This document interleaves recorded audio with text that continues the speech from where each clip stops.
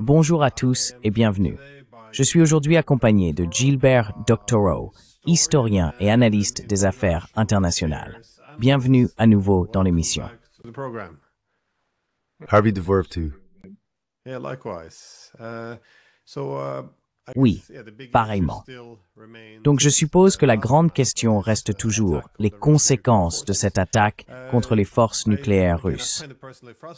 Encore une fois, je trouve personnellement frustrant que beaucoup de gens, en particulier dans les médias politiques, ne semblent pas comprendre à quel point c'est dangereux. Non seulement pour éviter une catastrophe nucléaire, mais aussi en ce qui concerne les représailles, qui semblent presque inévitables du côté russe. Cependant, la réponse russe jusqu'à présent a été limitée.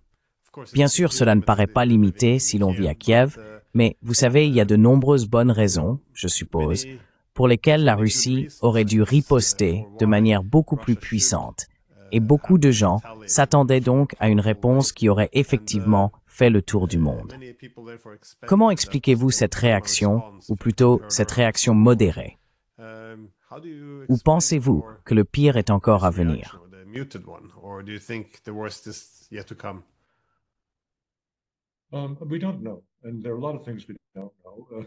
Nous ne savons pas, et il y a beaucoup de choses que nous ignorons. Dans mon nouveau livre, comme vous le savez, je dis dans l'introduction que nous vivons dans le brouillard de la guerre. Et cela s'applique certainement à la question que vous venez de me poser. J'ai personnellement été très déçu par la réponse faible, inadéquate, inappropriée ou inadaptée que les Russes ont donnée jusqu'à présent. C'est toujours la même chose. Faire exploser davantage de dépôts d'armes, détruire davantage de sites de fabrication de drones et frapper la base aérienne tactique de Dubno en Ukraine occidentale. Tout cela, c'est de la rigolade. Avec les centaines de milliards de dollars d'armement que l'Occident a envoyés à l'Ukraine, il pourrait passer encore 5 ans à tout faire sauter sans en venir à bout.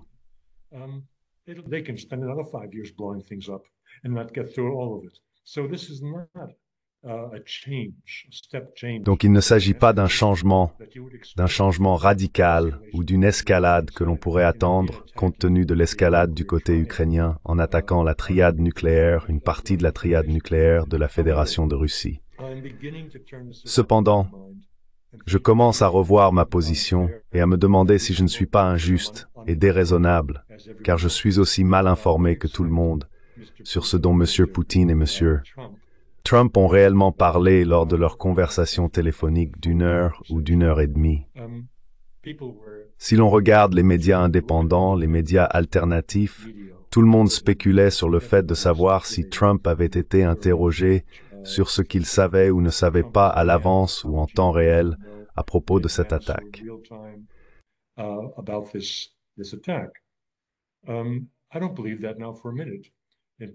Je n'y crois pas une seconde, surtout à cause d'un article remarquable paru aujourd'hui dans le Financial Times qui explique en détail comment cela a été réalisé. Je veux dire, notre première impression à tous a été « Mon Dieu ». Les Ukrainiens ont frappé à 4000 km à l'intérieur de la Fédération de Russie. Eh bien, voilà la guerre des drones. Il nous a fallu un certain temps pour comprendre que ces drones se trouvaient probablement à seulement 20 ou 30 km des bases aériennes, peut-être à peine 50. Quoi qu'il en soit, ils étaient proches des bases aériennes, dans ces remorques spéciales, des remorques avec des toits qui s'ouvraient sur signal, etc. Donc cela remet déjà en question l'ampleur de l'aide extérieure nécessaire pour ce genre d'opération.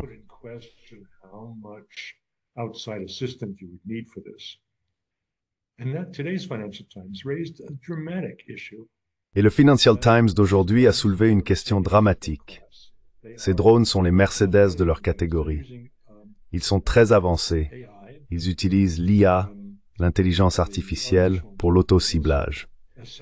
Ainsi, après leur lancement, qui a bien sûr été effectué à distance par télécommande, ils ont été déployés, puis la dernière partie de leur trajet vers la cible s'est faite de manière autonome. Ils étaient équipés de capteurs et de caméras embarquées et disposaient d'une IA pour identifier ce qu'ils devaient viser, ce qu'ils devaient frapper. Cela signifie qu'aucun renseignement satellitaire n'a été impliqué. contrairement à ce dont tout le monde parle. Les véritables spécialistes militaires parlent de cette frappe de drone comme s'il s'agissait d'une frappe de missile. Ce n'était pas le cas. Et cela ne venait pas de 1000 ou 2000 kilomètres de distance.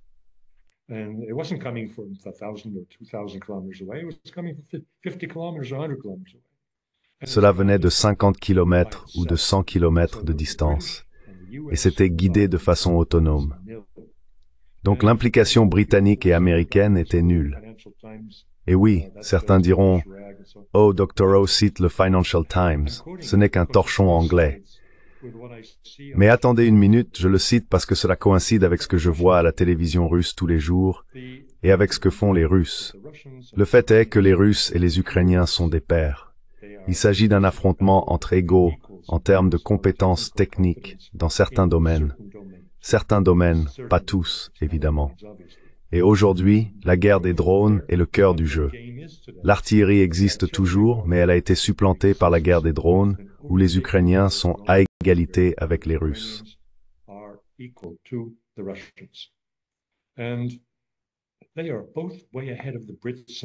Ils sont tous les deux bien en avance sur les Britanniques et les Américains.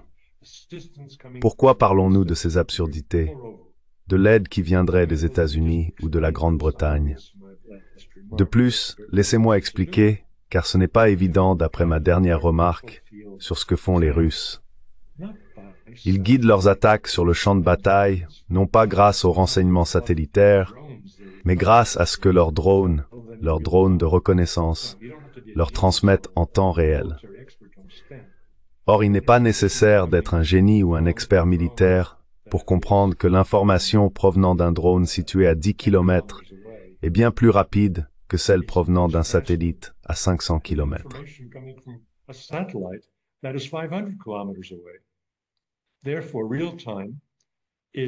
Par conséquent, le temps réel est vraiment du temps réel lorsqu'il s'agit de drones. C'est ça le jeu aujourd'hui. Et si les Russes en disposent, les Ukrainiens aussi, et parler d'une assistance britannique ou américaine pour l'exécution de cela, pas la planification mais l'exécution, c'est absurde. Or, si c'est absurde, alors M. Poutine le sait sûrement. Et il n'aurait certainement pas perdu de temps lors d'un précieux appel téléphonique avec Donald Trump pour discuter de ce que les Américains savaient ou non. Ils auraient parlé d'autre chose. Et espérons-le, ils discutaient de la recherche d'une résolution à cette guerre et du transfert des négociations à Moscou, ce qui semble être le cas actuellement.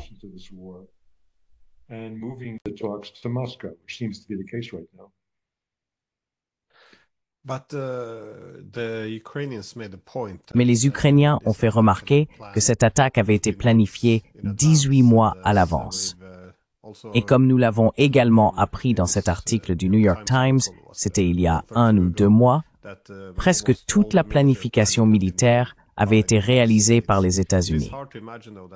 Il est cependant difficile d'imaginer, je ne suis pas certain de l'ampleur de l'implication, mais que les Américains et les Britanniques, au moins, devaient en avoir connaissance, étant donné que les drones avaient été expédiés, stockés, coordonnés et planifiés de cette manière. Sinon, mordre la main qui vous nourrit, car si les Ukrainiens avaient agi ainsi sans que les Américains soient au courant, en les tenant à l'écart, cela n'aurait-il pas créé beaucoup de divisions?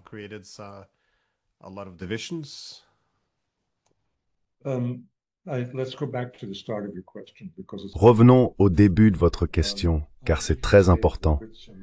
Je n'ai pas dit que les Britanniques et les Américains n'étaient pas impliqués dans cette affaire. Bien sûr qu'ils l'étaient, exactement comme vous le décrivez, dans la planification et la préparation.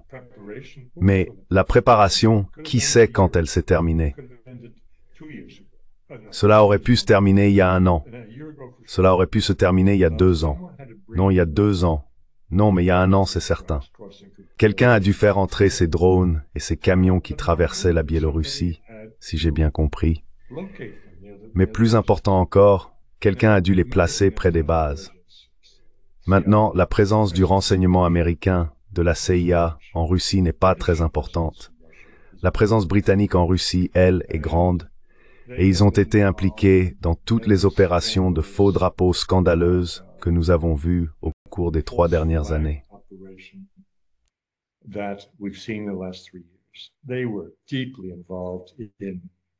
Ils étaient profondément impliqués à Boutcha. Ils n'étaient même pas directement impliqués dans la guerre, mais pour discréditer les Russes et le groupe de M. Poutine en particulier, ce sont certainement eux qui ont tué Navalny. Et comment ont-ils fait cela? Comment pouvait-on atteindre Navalny dans cet endroit reculé? Eh bien, les Britanniques ont des contacts partout. Je crois donc qu'ils ont été fortement impliqués dans la préparation de cette attaque, lorsque les drones ont été amenés et stockés près des bases. Il y a donc une raison pour laquelle M. Lavrov a particulièrement pointé du doigt, parmi les anglo-saxons, les Britanniques. Les Russes ont une rancune contre les Britanniques, et à juste titre, car ils ont vraiment été les chiens qui aboient et mordent, contrairement aux caniches et chiens de salon que nous connaissions à l'époque de Tony Blair.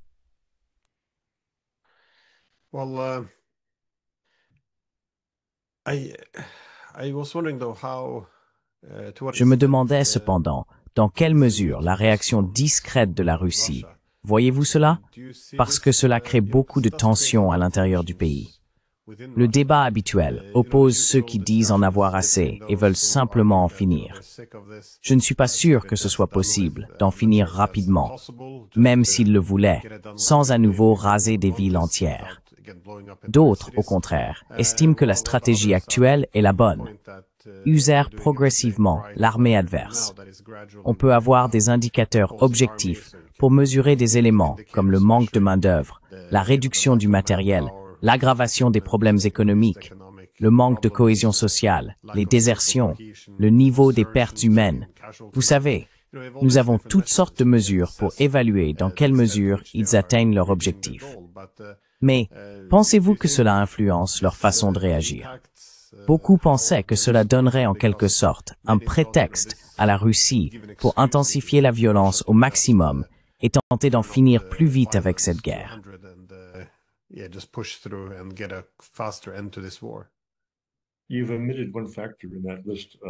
Vous avez omis un facteur dans cette liste de mesures et de paramètres, la volonté.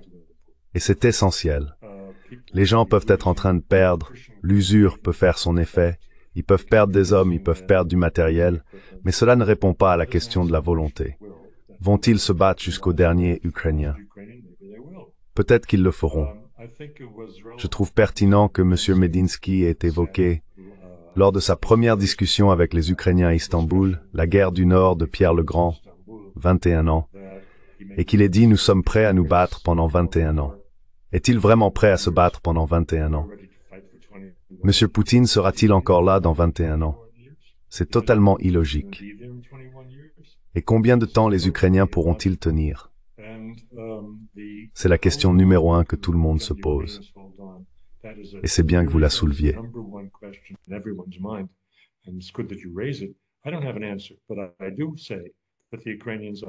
Je n'ai pas de réponse.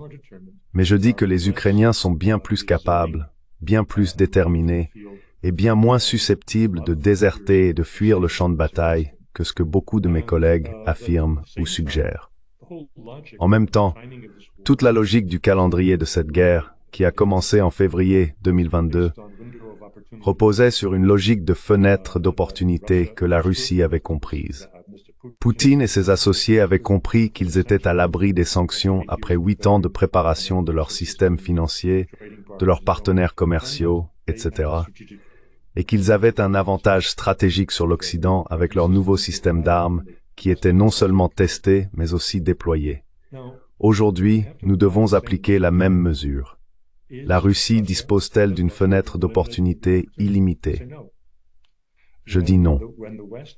Lorsque l'Occident commence à engager des centaines de milliards d'euros, commence à allouer des centaines de milliards d'euros pour augmenter la production militaire, cela finira par avoir un effet.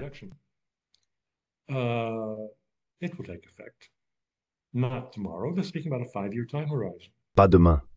Il parle d'un horizon de 5 ans.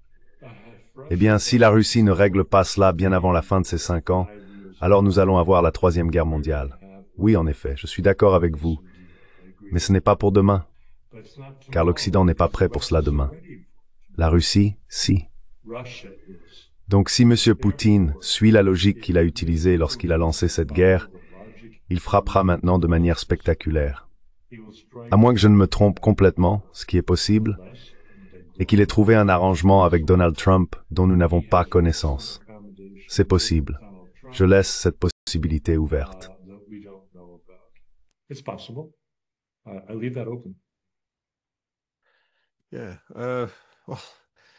Oui, eh bien, c'est ça. Il est très difficile de savoir de quoi il parle à huis clos. Je voudrais simplement ajouter ce commentaire. Ils se sont battus pendant 21 ans, la Grande Guerre du Nord, de 1700 à 1721. Cela fait donc plus de 300 ans. La façon dont la société est structurée, la volonté de mener des guerres prolongées, l'économie qui les soutient, la nature des relations internationales. Beaucoup de choses ont changé au fil du temps. Je ne suis donc pas sûr qu'une guerre de 21 ans puisse être menée aujourd'hui, simplement parce que cela a été possible il y a 3 siècles. Mais je suppose qu'il est important de montrer la volonté de continuer à se battre jusqu'à ce que les objectifs soient atteints.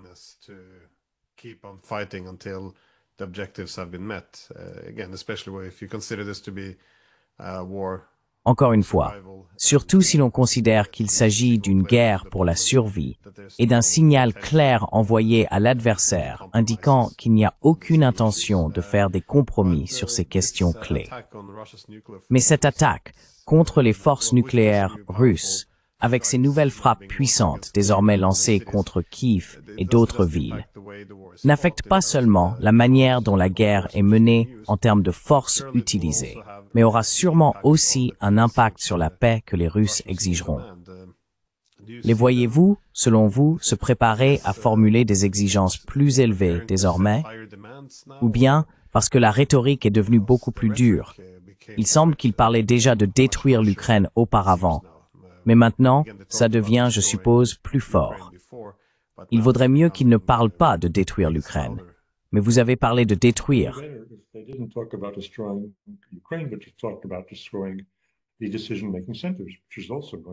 Les centres de prise de décision, ce qui remonte également à février 2022. Pourquoi s'en détournent-ils? Les implications sont claires. S'ils veulent être cohérents, ils devraient envoyer les Rechniks là où se trouve M. Zelensky avec ses proches collaborateurs, ainsi que contre M. Boudanov et tous ses associés, et laisser le reste de Kiev tranquille. Parce que la population en général, même ceux qui travaillent dans ces organisations militaires, ne sont pas le problème. Le problème, ce sont les décideurs et ils restent intacts.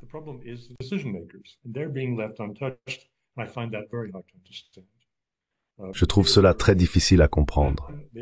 Ensuite, l'autre question est, que fait-on avec l'Occident? M. Karaganov revient sans cesse avec ses remarques sur la nécessité d'une frappe spectaculaire en Europe de l'Ouest pour faire revenir les esprits à la raison. Et pourtant, on pourrait penser que cela est implicitement très critique envers M. Poutine. Mais il est invité encore et encore par Vladimir Poutine. Donc cela aussi est un peu difficile à comprendre. Les Russes vont lancer une frappe militaire contre la Grande-Bretagne. Je ne sais pas.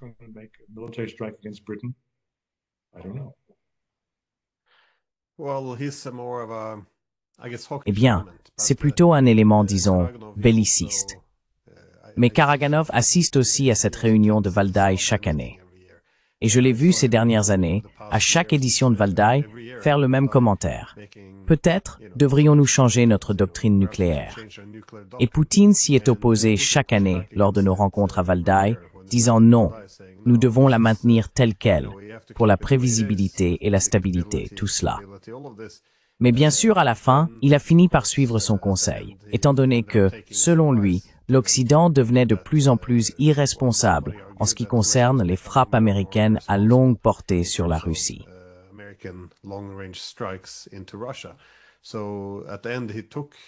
Donc au final, il a suivi les conseils les plus bellicistes, si l'on veut. Et j'imagine que maintenant, Karaganov suggère la même chose, en disant « Allons encore plus loin. Il faut frapper à l'intérieur de l'Europe occidentale pour envoyer un signal fort après toutes les attaques qu'ils ont menées contre nous. » Mais alors, j'imagine qu'il est logique de le garder dans les parages au cas où Poutine déciderait qu'il est temps de franchir cette étape supplémentaire. Je voulais justement revenir sur votre remarque concernant le fait de ne pas frapper la direction politique en Ukraine, car j'ai remarqué récemment que les Russes utilisaient de plus en plus le mot terrorisme.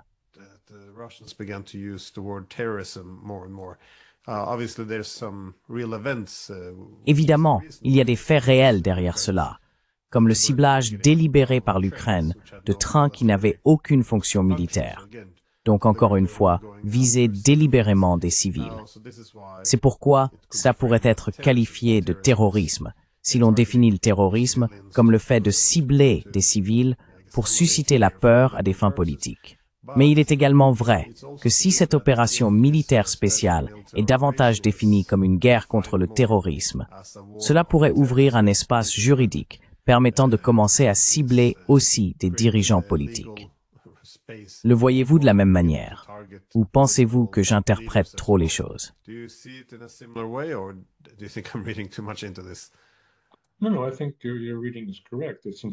Non, je pense que votre interprétation est correcte. C'est tout à fait possible. Monsieur Poutine est juriste. C'est à la fois une bénédiction et une malédiction, car beaucoup de ses décisions sont prises en cherchant des subtilités juridiques du droit international, alors que les États-Unis et de nombreux autres pays, Israël en est un exemple frappant, ne tiennent absolument pas compte du droit international et n'y réfléchissent même pas deux fois. La Russie, elle, le fait, et je ne suis pas sûr que ce soit si judicieux. Mais cela étant dit, en qualifiant l'Ukraine d'État terroriste, il prépare le terrain pour légitimer l'assassinat de M. Zelensky et de ses collaborateurs. Oui, c'est vrai.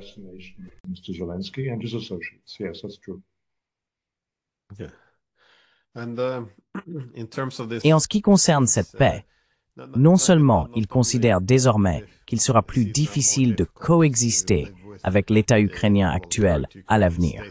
En d'autres termes, toute négociation de paix devrait désormais inclure au moins un changement de régime. Mais en ce qui concerne toute paix future, dans quelle mesure voyez-vous la façon dont la Russie imagine vivre à côté de l'Occident à l'avenir? Car après ces frappes, pensez-vous que les Russes renoncent à cette réconciliation avec l'Occident après la guerre? On entend souvent dire qu'une fois tout cela terminé, tout le monde aurait intérêt à rechercher une certaine réconciliation, à recommencer à commercer ensemble, à avoir des relations normales, ce qui profiterait aux deux parties.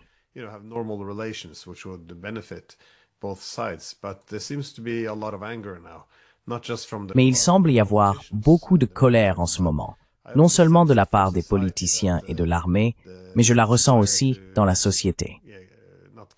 Ce désir de ne pas simplement se réconcilier, mais de chercher à normaliser les relations une fois la guerre terminée, semble s'estomper. Il devient de plus en plus évident que les États-Unis poursuivent la destruction de la Russie. Il y a ces attaques très agressives. Maintenant, les Allemands parlent très ouvertement d'attaquer la Russie avec des missiles Taurus. Kaja Kallas évoque l'idée que la Russie devrait être divisée en pays plus petits, affirmant qu'il serait plus facile de traiter avec eux. J'ai l'impression que cela modifie une partie de la conscience collective en Russie. Ils ne semblent plus vraiment intéressés à s'entendre avec l'Occident à l'avenir.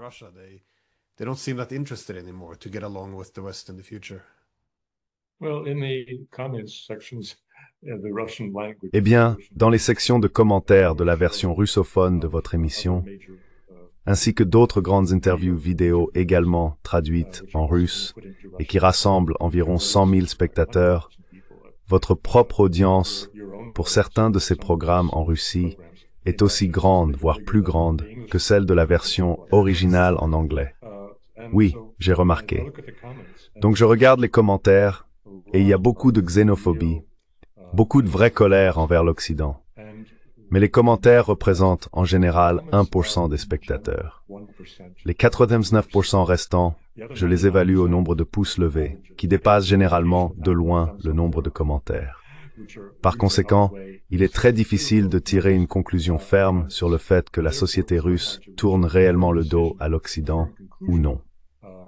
Les personnes que je connais à Saint-Pétersbourg et à Moscou, ce sont la classe intellectuelle, et toutes aimeraient retourner à Paris.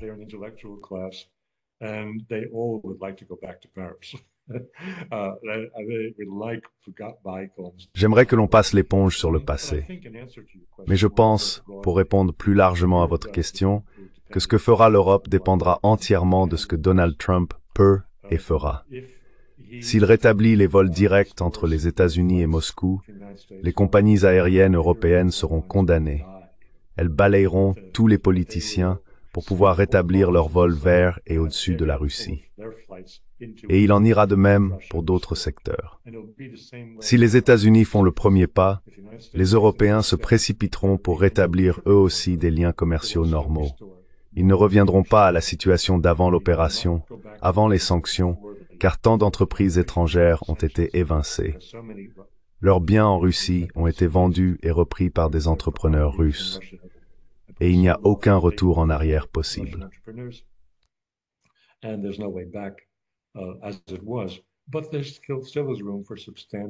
Mais il restait encore de la place pour une restauration substantielle des liens commerciaux et certainement pour la reprise des approvisionnements en énergie et autres matières premières essentielles que la Russie fournissait autrefois à l'Europe occidentale à des prix défiant toute concurrence.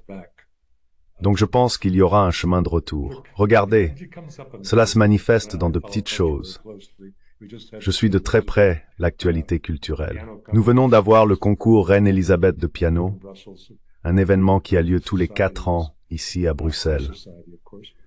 Toute notre société belge, la haute société bien sûr, enfin pas toute, mais le milieu culturel, était présente, se disputant des billets pour le concours proprement dit, puis pour la prestation des lauréats, les 6 premiers classés.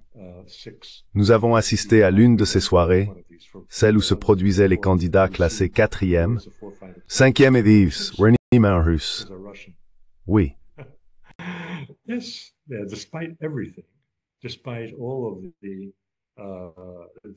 Malgré toute l'hostilité envers la Russie, le talent exceptionnel de cet homme a été reconnu. Lors du concert, il n'a pas eu droit à un rappel, car les 2 autres, un Français et un Japonais, passaient après lui. Tout le monde s'est levé et a exigé un rappel. Ils l'ont obtenu. Donc, la vague du cancel Russian culture est terminée. Cette vague est passée. La culture russe revient lentement dans la conscience de tous. Mais il y a une certaine froideur, d'accord? C'est ce que je constate dans d'autres domaines où l'Occident et la Russie échangent. Il y aura de la froideur. Ce ne sera pas la joie débordante dans 10 parfois, de la part des Occidentaux visitant une Russie alors à genoux. Mais les choses finiront par se rétablir d'une manière ou d'une autre. Et je pense que les compagnies aériennes seront les premières concernées.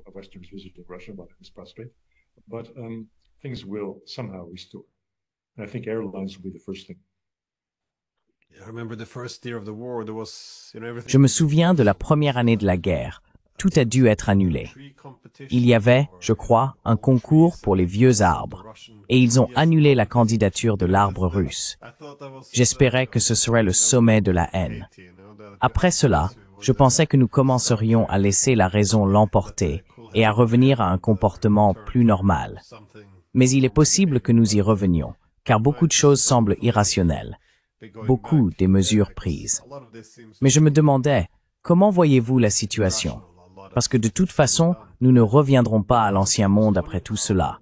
Il semble bel et bien disparu. En effet, je pense que le monde qui existait même avant les attaques contre les forces nucléaires russes ne reviendra probablement pas non plus.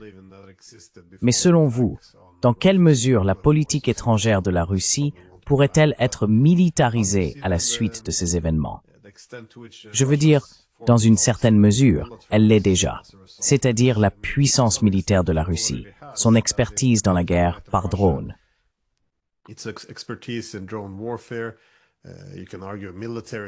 On peut soutenir qu'une culture militaire s'est développée au cours des 3 dernières années. Pensez-vous que cela aura un impact sur la politique étrangère à l'avenir? En d'autres termes, cela crée-t-il des incitations à rechercher des solutions militaires à des problèmes politiques?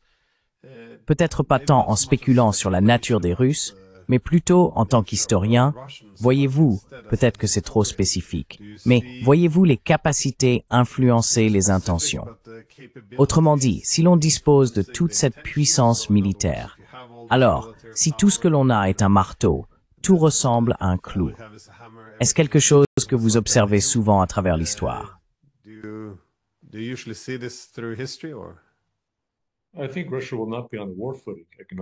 Je pense que la Russie ne sera pas en économie de guerre, mais la composante militaire de son économie générale restera à un niveau très élevé, non seulement pour ses propres besoins, mais aussi, lorsque la guerre prendra fin, la Russie commencera à conclure des contrats pour la vente de son équipement avancé.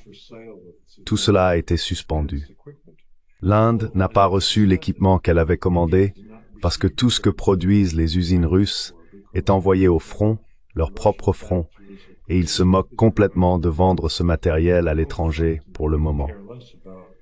Mais une fois la paix conclue, je pense que les Russes commenceront à commercialiser, avec beaucoup de succès, ce qu'ils ont démontré être supérieur à l'équipement militaire américain et ouest-européen.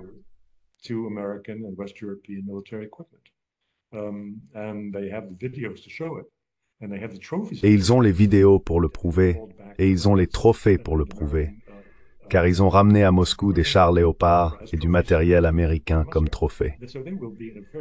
Ils seront donc en très bonne position pour réaliser d'énormes ventes d'armes et devenir un véritable concurrent à la fois de l'Europe occidentale et des États-Unis. Ainsi, en ce sens, l'économie russe, même après la fin de la guerre, aura une composante militaire bien plus importante qu'avant le conflit. En revanche, en ce qui concerne une politique étrangère militarisée, je ne pense pas que cela se produira, car la politique étrangère de la Russie est désormais encadrée par ses accords avec l'organisation de Shanghai, ses accords avec ses voisins d'Asie centrale, et bien sûr, les BRICS. Et tout cela ne permettra pas à la Russie d'adopter une politique étrangère visiblement militariste. Je n'y crois pas.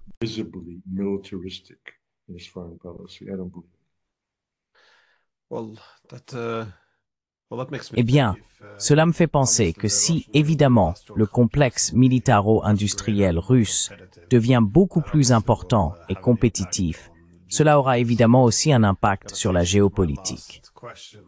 Cela m'amène un peu à ma dernière question, qui est peut-être un peu trop vaste. Quelles seront, selon vous, les conséquences géopolitiques plus larges de la fin de cette guerre? J'ai l'impression qu'il y aura beaucoup de ressentiment pendant de nombreuses années des deux côtés. Donc j'imagine que cela ne prendra pas vraiment fin. Même si ça devait se terminer en Europe, nous finirons par nous disputer au sujet de la Géorgie ou de la Moldavie ou de la mer Noire, de la mer Baltique, de l'Arctique.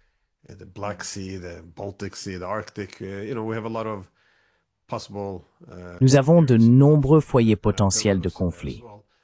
On peut aussi inclure la Biélorussie dans cette liste. Mais dans d'autres régions du monde, on a vu pendant la guerre les Russes évincer les Français. Certes, ils ne s'en sont pas forcément attribués le mérite. Il y a d'autres facteurs en jeu. Mais je suis sûr que les Russes y ont joué un rôle. Mais comment le reste du monde va-t-il se réorienter après cela? Parce que je pense que nous nous dirigeons vers une défaite très humiliante pour l'OTAN.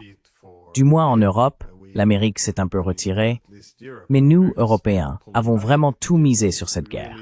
Alors selon vous, quelles seront les conséquences géopolitiques plus larges de cette guerre, en supposant que l'OTAN soit en train de la perdre? Assuming that it is being lost now by NATO.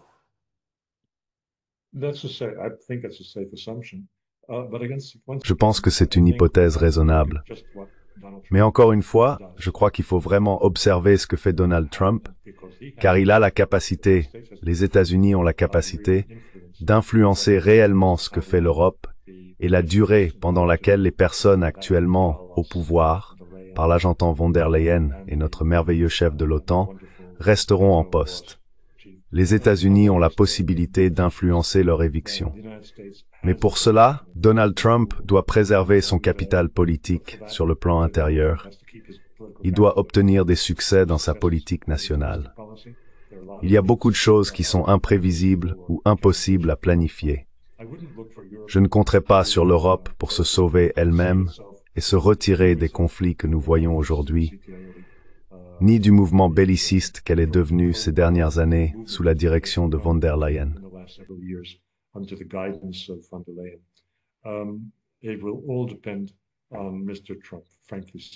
Tout dépendra de M. Trump, franchement à mon avis.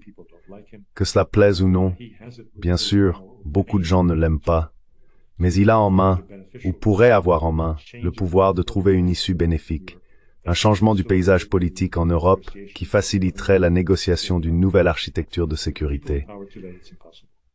Avec les personnes actuellement au pouvoir, c'est impossible. Je ne vois aucune chance pour Scholz et Macron. Ils se sont tellement investis, personnellement et politiquement, dans la guerre contre la Russie, qui était pour eux l'élément unificateur de la nouvelle Europe, que je ne pense pas qu'ils puissent rester au pouvoir.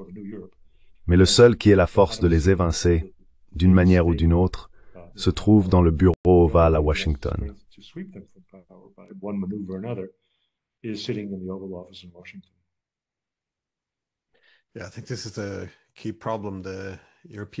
Je pense que c'est un problème clé dans lequel les Européens se sont eux-mêmes enfermés, car ils ont accepté non seulement de se débarrasser de toutes leurs armes, mais aussi cette désindustrialisation. Toute l'utilité ou la raison d'être économique de l'Union européenne a été gravement affaiblie. En effet, l'UMAMR elle-même se présente désormais comme un bloc géopolitique. Si vous voulez être un bloc géopolitique avec une cohésion interne, il vous faut vraiment une menace extérieure. L'Union européenne est un animal très différent si vous souhaitez qu'elle devienne une union géopolitique, plutôt un bloc économique. Il reste à voir dans quel genre d'impasse ils se sont placés. Bref, comme toujours, merci pour votre temps, je vous en suis très reconnaissant et j'espère vous revoir très bientôt. Très bien. Merci. Merci pour l'invitation. Merci. All right. Thanks for the invitation. Thank you. Bye-bye.